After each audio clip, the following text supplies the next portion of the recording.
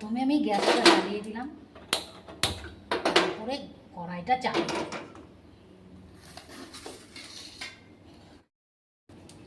এরপর কড়াই গরম হয়ে গেছে, পরিমাণ মতন তেল দিয়ে দিলাম, সেটা আপনারা যার যার মতন দিবেন।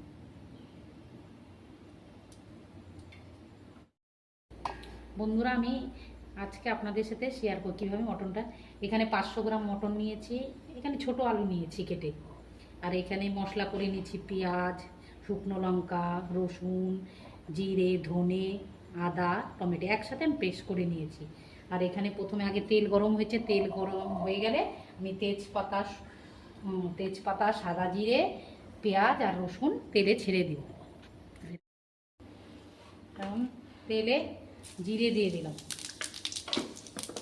জিরে ভাজা হলে তেজপাতা দিয়ে দিয়েছি। এখন পেঁয়াজ আর রসুন তেলে ভেজে নেব, একটু লাল লাল করে ভেজে নেব। রান্নাটা হবে চট জলদি রান্না।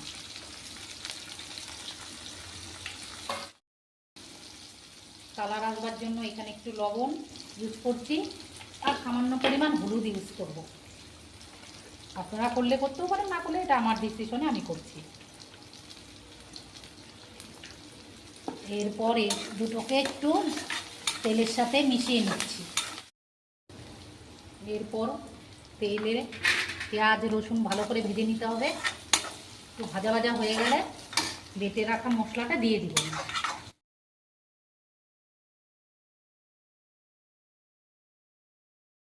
এখন বেটে রাখা মশলাটা দিয়ে দিচ্ছি।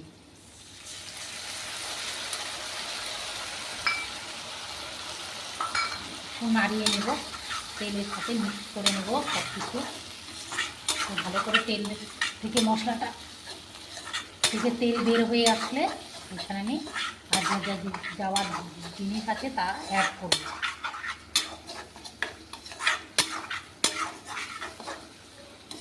বন্ধুরা, আপনারা সবসময় আমার পাশে থাকুন, তাহলে আমি ভরসা পাবো, আরও নতুন নতুন ভিডিও আপনাদের সামনে তুলে ধরবো। হয়তো আপনাদের ভিডিও আমার ভিডিওটা আপনাদের এত ভালো লাগছে না, জানি না। আপনারা সহযোগিতা করলে আমি আরও ভালো করতে পারবো।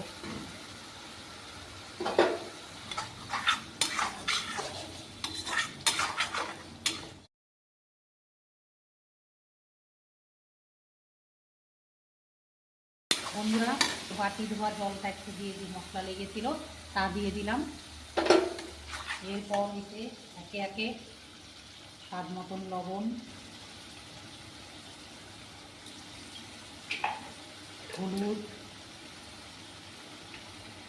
হলুদের গুঁড়ো দিচ্ছি,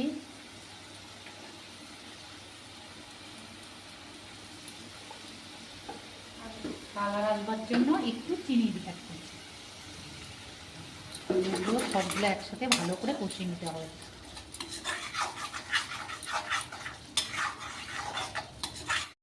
মটনটা এখন দিয়ে দিচ্ছি, এখানে হাফ কিলো মটন আছে।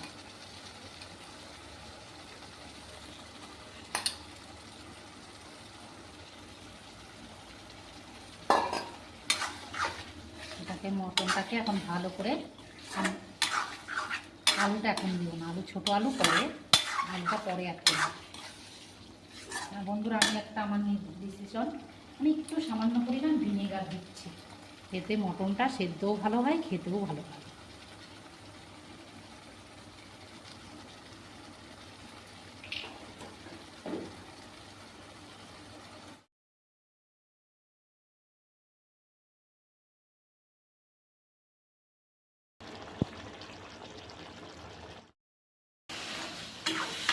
বলবো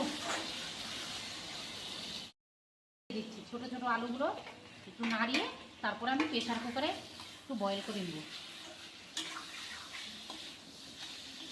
নাহলে ফুটে অনেক সময় সেদ্ধ হয় না মাংস। প্রেশারে একটা সিটি দিয়ে নেব, তাহলে মাংসটা খেতে ভালো লাগবে।